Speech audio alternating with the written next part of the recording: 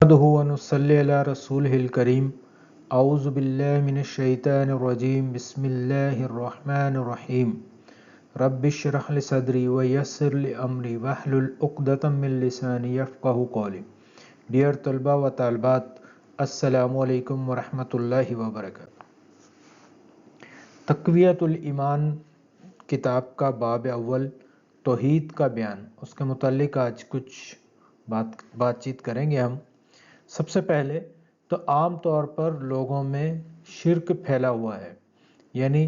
لوگ توحید کے معنی و مفہوم صحیح طرح سے نہیں سمجھتے، جس کی وجہ سے لوگ بے خبری میں، بے شعوری میں، لاشعوری میں شرک میں گرفتار ہو جاتے ہیں. ایسے اعمال و افعال کرتے ہیں کہ وہ ایمان کا دعویٰ کرنے کے باوجود، ایمان رکھنے کے باوجود شرک میں مبتلا ہو جاتے ہیں. لہٰذا سب سے پہلے توحید و شرک کے معنی سمجھنے کی کوشش کرنی چاہیے، تاکہ قرآن اور حدیث سے ان کی بھلائی اور برائی معلوم ہو سکے. کے کام عموماً لوگ آڑے وقت میں، یعنی مشکل وقت میں، پیروں کو، پیغمبروں کو، اماموں کو، شہیدوں کو، فرشتوں کو یا پریوں کو پکارتے ہیں، بلکہ انہی سے مرادیں بھی مانگتے ہیں، ان کی منتیں مانگتے ہیں، مرادیں برلانے کے لیے ان پر نظر و نیاز بھی چڑھاتے ہیں. بعض اوقات بیماریوں سے بچنے کے لیے اپنے بیٹوں کو انہی کی طرف منسوب بھی کر دیتے ہیں. جیسے کہ ہمارے معاشرے میں عام طور پر لوگ یہ نام رکھتے ہیں: عبد النبی، علی بخش، حسین بخش، پیر بخش مطلب پیر کا دیا ہوا بچہ، مدار بخش، غلام محی الدین یعنی محی الدین کا غلام، اور غلام معین الدین وغیرہ. یہ عام لوگ جو ہے وہ نام رکھ لیتے ہیں، لیکن ان ناموں کے معنوں کی طرف وہ غور نہیں کرتے کہ ہم لوگ جو ہیں، عام انسان جو ہے وہ اللہ کا غلام ہے، بلکہ ہم جو ہیں وہ پھر دوسروں کی طرف اس کو منسوب کر دیتے ہیں. تو یہ بھی ایک شرک کا کام ہے، لیکن لوگ اس کو سمجھتے نہیں ہیں، لا علمی میں پھر اسے کام کرتے چلے آتے ہیں. اسی طرح سے کسی کے نام کے جانور ذبح کرنا یا کسی اور کی قسم کھانا، جبکہ اللہ تعالیٰ نے اس سے سختی سے منع کیا ہے کہ جب بھی قسم کھائی جائے تو صرف اللہ کی قسم کھانی چاہیے. اسی طرح سے منت وغیرہ ماننا،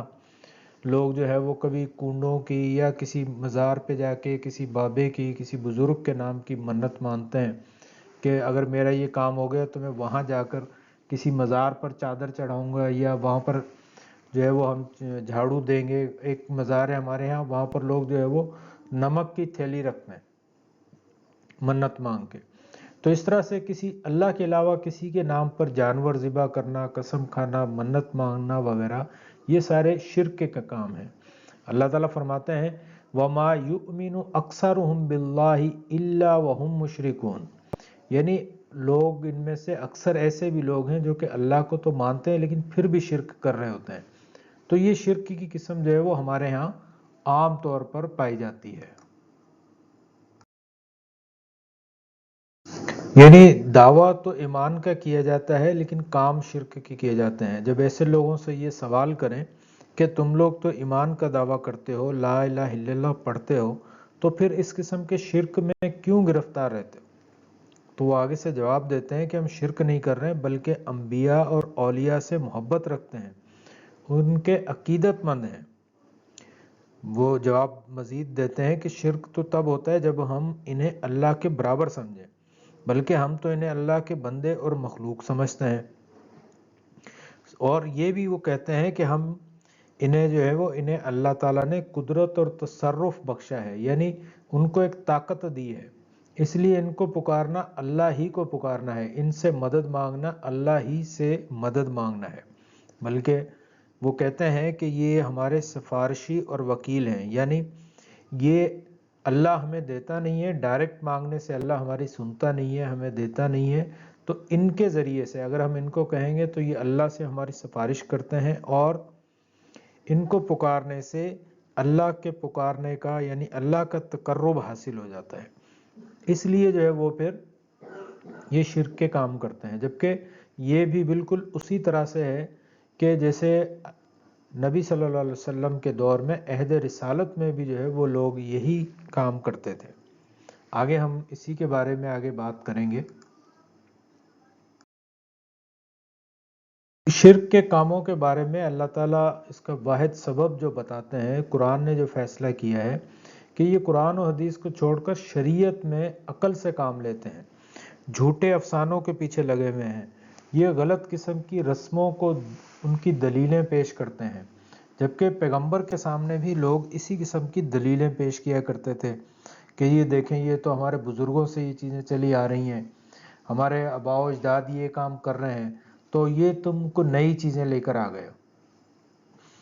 اللہ تعالیٰ نے سورہ یونس میں آیت نمبر 18 میں یہ ذکر کیا، وہ مشرکین کیا کہتے تھے اور کیا کرتے تھے، ان کا پورا جو ہے وہ تصویر منظر کشی کی ہے اللہ تعالیٰ نے۔ اللہ تعالیٰ فرماتے ہیں وَيَعْبُدُونَ مِن دُونِ اللَّهِ مَا لَا يَضُرُّهُمْ وَلَا يَنْفَعُهُمْ وَيَقُولُونَ هَٰؤُلَاءِ شُفَعَاؤُنَا عِندَ اللَّهِ قُلْ أَتُنَبِّئُونَ اللَّهَ بِمَا لَا يَعْلَمُ قُلْ أَتُنَبِّئُونَ اللَّهَ بِمَا لَا يَعْلَمُ فِي السَّمَاوَاتِ وَلَا فِي الْأَرْضِ سُبْحَانَهُ وَتَعَالَىٰ عَمَّا يُشْرِكُونَ، یعنی اور وہ اللہ کو چھوڑ کر ایسی چیزوں کو پوجتے ہیں جو انہیں نہ نقصان پہنچا سکتے ہیں اور نہ نفع، بلکہ یہ کہتے ہیں کہ یہ اللہ کے ہاں ہمارے سفارشی ہیں۔ آپ فرما دیں، کیا تم اللہ کو وہ خبر دے رہے ہو جسے وہ آسمان و زمین میں نہیں جانتا، یعنی جس کی کوئی حقیقت ہی نہیں ہے، وہ ان کے شریکوں سے پاک و برتر ہے، یعنی یہ اللہ کو چھوڑ کر ایسی چیزوں کو پکارتے ہیں، ایسے بزرگوں کو، بتوں کو، یا ستاروں کو، یہ سورج کو، چاند کو، کسی بھی چیز کو جو کہ نہ نفع پہنچا سکتی ہے نہ نقصان پہنچا سکتی ہے۔ اصل میں نفع اور نقصان کا قدرت جو ہے وہ صرف اللہ کے پاس ہے، اور یہ لوگ یہ سمجھتے تھے، پھر بھی یہ کہتے تھے کہ یہ اللہ کے ہاں ہمارے سفارشی ہیں، یعنی ہم ان کو کہیں گے یہ اللہ سے ہماری سفارش کروا کے یہ کام کر دیں گے۔ اسی بات کو اللہ تعالیٰ نے کہا کہ یہ ایسی خبر ہے، ایسی چیز ہے جس کی کوئی حقیقت نہیں ہے، وہ تم اللہ کو بتانا چاہتے ہو جس کی کوئی حقیقت ہی نہیں ہے۔ اور اللہ تعالیٰ ان کے اس شریکوں سے، یعنی ان سب چیزوں سے پاک، یعنی اس نے کسی کو کوئی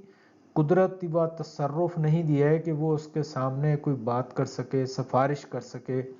یہاں تک کہ نبیوں کو بھی جو ہے وہ اللہ تعالیٰ نے سفارش کا یا کوئی قدرت و تصرف نہیں دیے۔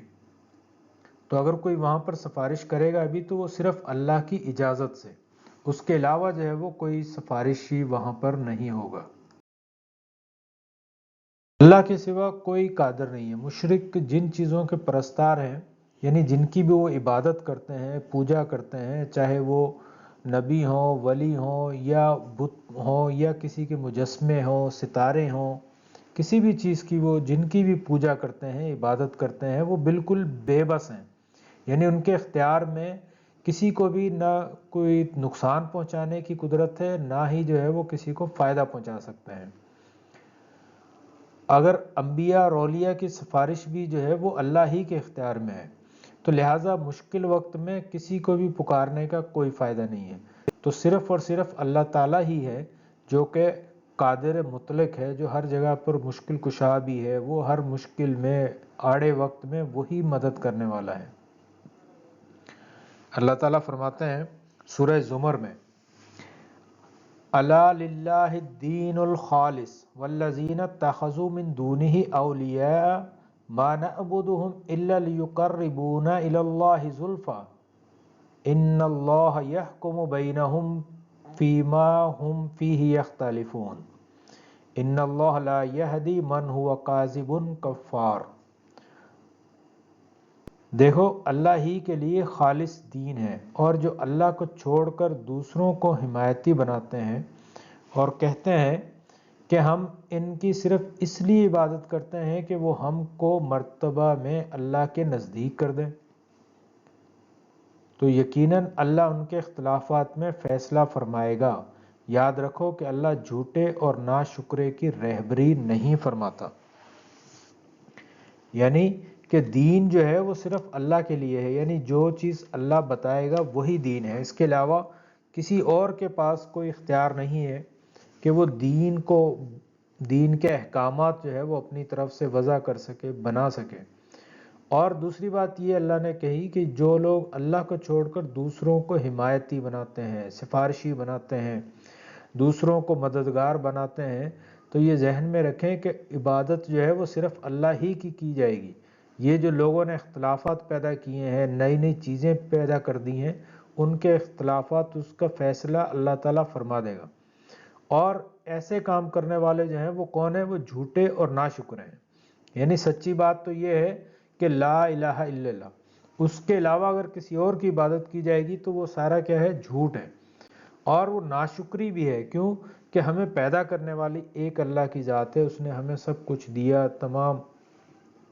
نعمتیں دیں، ہماری پیدائش سے لے کے جوانی میں، زندگی میں ہماری ضروریات پوری کی، اور پھر ہم اس کو چھوڑ کے کسی اور کی طرف چلے جائیں، کسی اور کو اپنا رب بنا لیں، کسی اور کی عبادت کرنا شروع کر دیں، تو یہ سب سے بڑی ناشکری ہوتی ہے۔ تو یہ یاد رکھیں کہ اللہ جھوٹے اور ناشکری کی رہبری نہیں فرماتا۔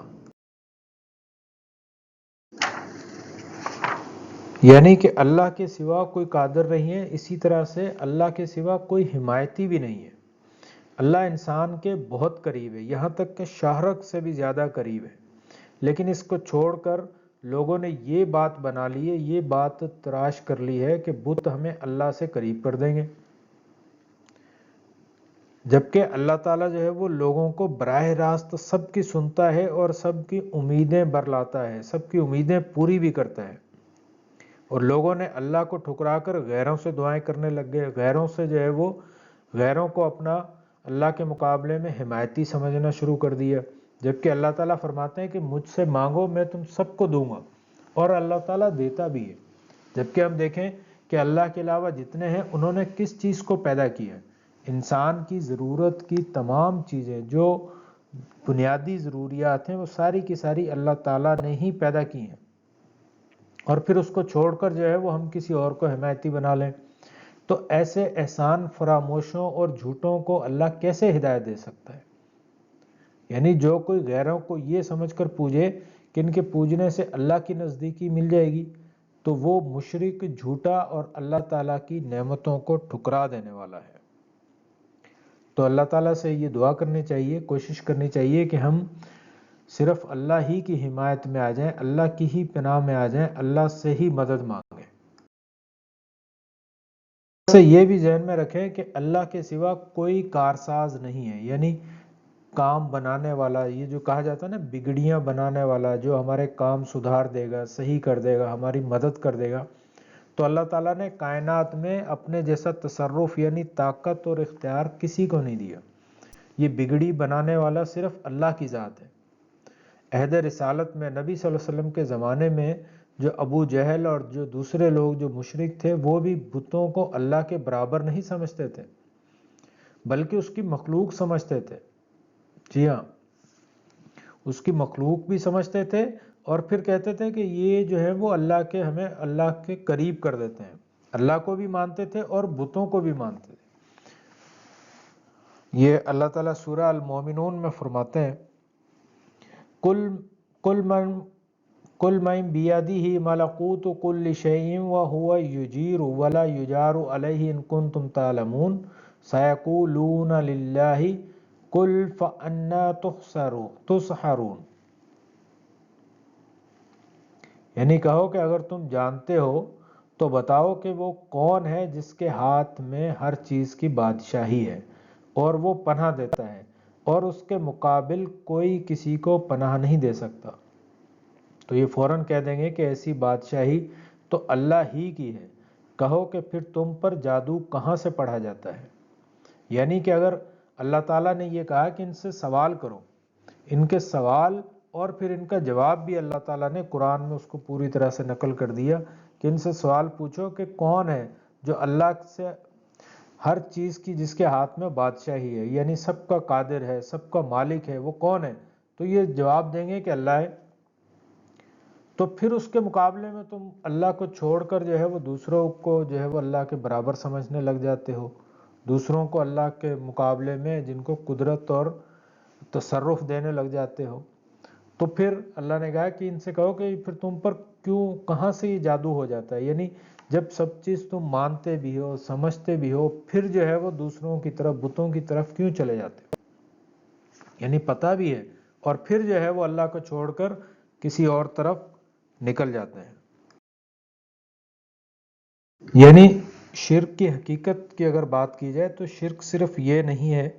کہ کسی کو اللہ کے برابر یا اس کے مقابلے کا مانا جائے، بلکہ شرک یہ بھی ہے کہ جو چیزیں اللہ پاک نے اپنی ذات و صفات کے لیے مخصوص فرمائی ہیں اور بندوں پر بندگی کی علامتیں قرار دی ہیں انہیں غیروں کے آگے نہ بجا لایا جائے۔ اگر وہی صفات اللہ تعالیٰ کی جو ہیں وہ صفات ہم غیروں کے لیے مخصوص کر دیں تو وہ بھی شرک سمجھا جائے گا، یعنی صفات میں بھی جو ہے وہ شرک نہیں کیا جانا چاہیے۔ جیسے سجدہ کرنا ہے تو سجدہ صرف اللہ کے لیے ہے، قربانی صرف اللہ کے نام کی جائے گی، منت مانگنا یا مشکل وقت میں صرف اللہ کو پکارا جائے گا۔ جیسے ہمارے ہاں آج بھی جو ہے وہ لوگ مشکل کشا کسی اور کو سمجھتے ہیں یا اللہ مدد کے ساتھ ساتھ کسی اور کے سے مدد مانگنا بھی جو ہے وہ شروع کر دیتے ہیں۔ اسی طرح سے اللہ تعالیٰ کو بذات ہی ہر جگہ حاضر سمجھنا یا قدرت و تصرف وغیرہ میں دوسروں کا بھی کچھ حصہ جاننا، یہ سب شرک کی مختلف قسمیں ہیں۔ یعنی نبی، ولی، جن، شیطان، بھوت، پری وغیرہ جو ہے ان میں یا کسی میں بھی اگر یہ صفات مانی جائیں گی تو پھر کیا ہے کہ وہ بھی اللہ کے ساتھ شرک میں کاؤنٹ ہو جائے گا، وہ بھی شرک ہی سمجھا جائے گا۔ جبکہ معاملہ کیا ہے کہ یہ سارے جو ہیں وہ اللہ کی مخلوق ہیں، جبکہ اللہ تعالیٰ نے ان کو کسی قسم کا کوئی تصرف و قدرت نہیں دی ہے، تمام اختیارات اللہ تعالیٰ نے اپنے پاس ہی رکھے ہیں۔ سورہ توبہ میں اللہ تعالیٰ فرماتے ہیں جبکہ جو یہودی اور عیسائی جو تھے وہ بھی یہی کام انہوں نے کرنا شروع کر دیا تھا کہ انہوں نے اللہ کے بجائے جو اپنے جو بڑے جو تھے ان کو جو ہے وہ اپنا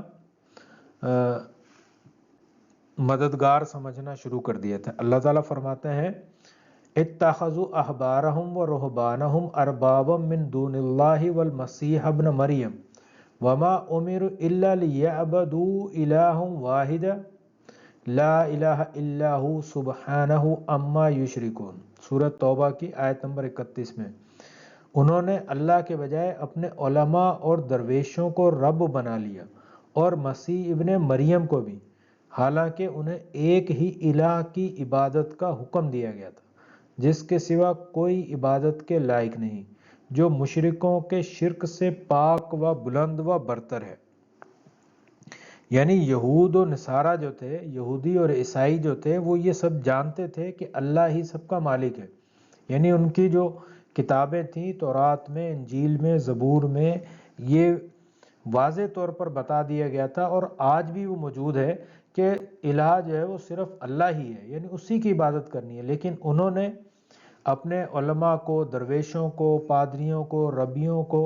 ان سب کو جو ہے وہ اللہ کے بجائے اپنا رب بنا لیا، یعنی ان سے جو ہے وہ مدد مانگنا شروع کر دی، ان کو اللہ کے اختیارات دے دیے۔ اسی طرح سے مسیح ابن مریم حضرت عیسیٰ علیہ السلام کو بھی اللہ کا بیٹا اور ساتھ میں اس کو بھی جو ہے وہ اختیارات دے دیے، جبکہ اللہ تعالیٰ نے کیا کہا تھا ان کو بھی کہ اللہ کے سوا کوئی عبادت کے لائق نہیں ہے۔ تو یہ سارے وہ شرک ہیں جس سے اللہ تعالیٰ پاک و بلند و برتر ہے۔ اسی طرح سے دوسری جگہ پر سورہ مریم میں اللہ تعالیٰ فرماتے ہیں ان کل من فی السماوات والارض الا آتی الرحمن عبدا لقد احصاهم وعدهم عدا وکلهم آتیہ یوم القیامت فردا۔ تمام شخص جو آسمانوں اور زمین میں ہیں سب اللہ کے روبرو بندے ہو کر آئیں گے، اس نے ان سب کو اپنے علم سے گھیر رکھا ہے اور ایک ایک کو شمار کر رکھا ہے، اور سب قیامت کے دن اس کے سامنے اکیلے اکیلے حاضر ہوں گے۔ یعنی کوئی بھی انسان ہو یا فرشتہ ہو، کوئی بھی ہو، وہ اللہ کا غلام ہے، اس کے سامنے اس کا اس سے زیادہ کوئی رتبہ نہیں ہے، یہ سب اللہ کے قبضے میں ہے اور عاجز و بے بس ہے، اس کے اختیار میں ان لوگوں کے یعنی اللہ کے علاوہ جو لوگ ہیں ان کے اختیار میں کچھ بھی نہیں ہے، سب کچھ مالک الملک یعنی اللہ کے اختیار میں ہے، وہی سب پر قابض و متصرف ہے۔ کسی کو اللہ نے کسی کا کوئی قبضہ نہیں دیا، یعنی کسی کے اختیار میں کوئی چیز نہیں دی، سب چیزیں صرف اللہ و تبارک و تعالیٰ کے لیے ہی ہے۔ وہاں نہ کوئی کسی کا وکیل بنے گا اور نہ حمایتی۔ قرآن پاک میں ان مضامین کے سلسلے میں سینکڑوں آیتیں آئی ہیں۔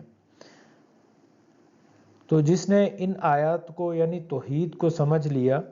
تو وہ انشاءاللہ شرک اور توحید کو اچھی طرح سے سمجھ جائے گا، اور پھر آئندہ جو ہے وہ زندگی میں دوبارہ شرک میں کبھی وہ مبتلا نہیں ہوگا۔ تو ہمیں چاہیے کہ ہم قرآن مجید کو صحیح طریقے سے، احادیث کو صحیح طریقے سے پڑھیں، سمجھیں،